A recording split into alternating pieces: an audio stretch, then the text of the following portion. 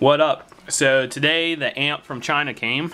First thing I want to say, I originally bought this kit for $5 because it had two separate amps for the left and right channel.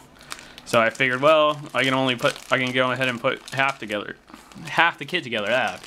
But the problem with this kit is that I didn't do my research. It takes a positive 12 volts, a ground, and a negative 12 volts. So that would have added a lot more complicated to my project. So I got this kit off of eBay for $5 as well.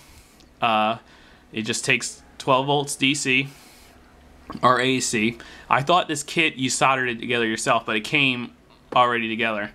So when I first hooked it up, I ignored the markings on the board and I hooked it up based off the eBay article, and nothing worked. So I got my meter out and the diode had a full voltage drop across it.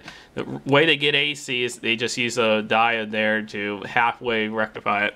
So I had to switch the polarity. It works fine. And sound quality with this 8-ohm speaker is actually really good. I'm really pleased with the sound quality. It's much more than a novelty.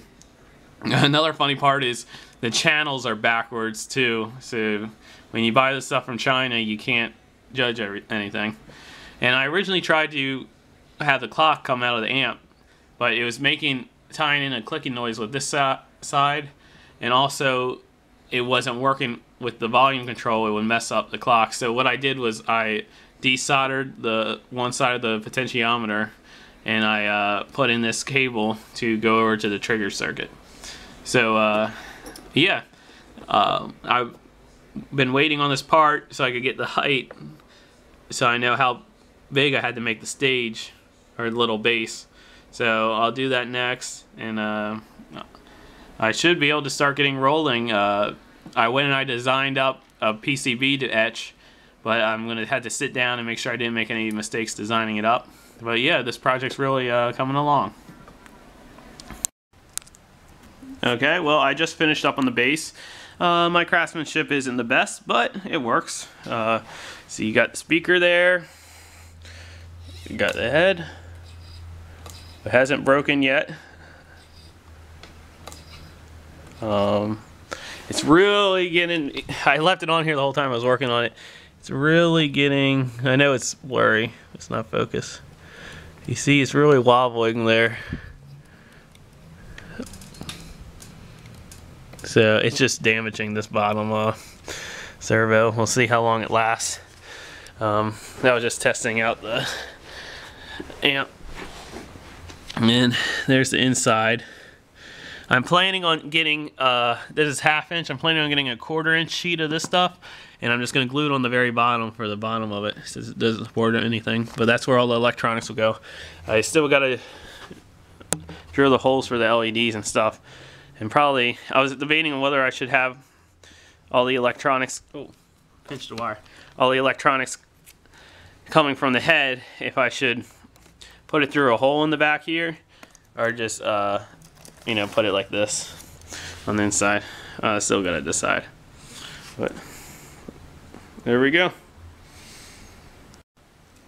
Okay, so I just finished wiring up all the LEDs, man. I'm not going to turn them on. I want to leave that to be a surprise.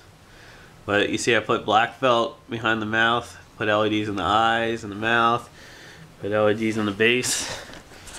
This is what I use, this 22 stranded wire I have, and I put just this connector, this male connector on the ends of them. One up above is going to go in this hole. And yeah, so that's what I spent all night doing, wiring all that up. I kind of got ahead of myself. I was going to paint this green, but now that I added the speaker and everything, I don't know what I'm going to do, how I'm going to decorate it. But yeah, as far as hardware goes, all this is done. So let's see how progressing pretty pretty far here.